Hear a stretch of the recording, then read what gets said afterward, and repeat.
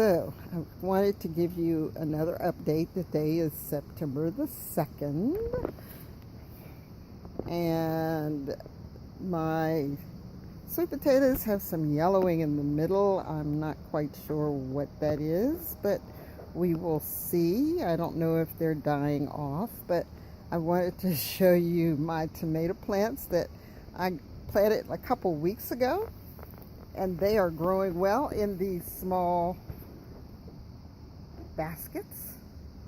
Right, this one is still a little slower than the other ones, but that's okay.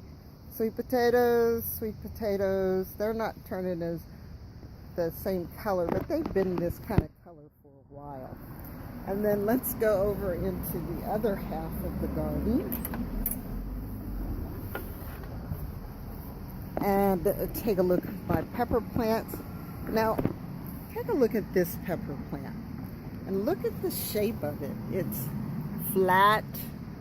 It has no shape. Well, this is one of those pepper plants that I grew from the seed of a pepper I got at the grocery store. So what I'm assuming is that the pepper that I got at the grocery store was a hybrid. Right, now this pepper plant is growing, and it's a pepper plant that I purchased from the local big box store.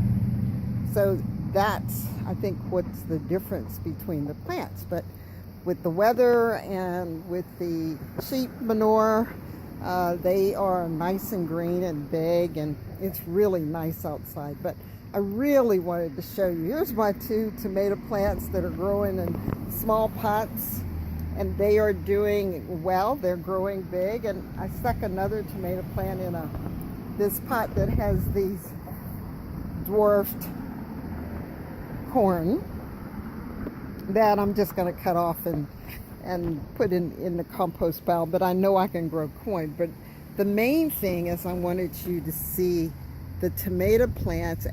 They're healthy. Look how healthy they are. Look how much green has come there. You know, some people don't think the green is important, but it is, because it allows the flowers to begin to grow, right? And as it grows taller, see, this is the very end. As it grows taller, then the flower can come out, right, in order to create those tomatoes. And I have been doing, where's my other tomato, my young one there? I've come out yesterday and today, and I used the toothbrush to vibrate the leaves so that they could pollinate, because if they don't, then I get no tomatoes. So I want to do that. With my ginger plant, this leaf and this leaf were my first two leaves out. Now I've got new ones, new growth, new shoots, which tell me that it's growing really well. And my ginger plant that I have hidden between all of my tomatoes, I'm seeing how well it grows in the shade, is growing with new shoots. I didn't mention my basil. It was all, seed tops. Now I cut them off. I cut the basil off here. I cut him down there, and look, they're growing more basil. So I'm still going to be making pesto and dried basil and all of that. But the tomato plants are wonderful. Here's another pepper plant that is growing really good. I'm going to let it sit there for a while. And then as I go through everything with the rain, with the additional sheep manure, has greened up everything really nicely. And I am really appreciative of that.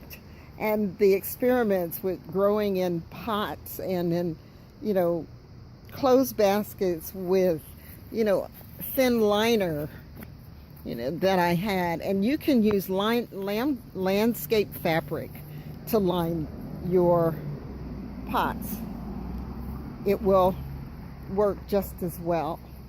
And then My cucumber plants are finally, this one over here in the corner is giving me flowers. My Brussels sprouts that the rat wanted to take away from me, they are growing really nicely. I've got them all over the place here.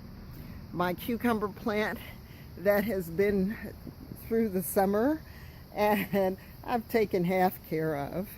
I've got one cucumber in there I found. It's a small one back up here in the corner.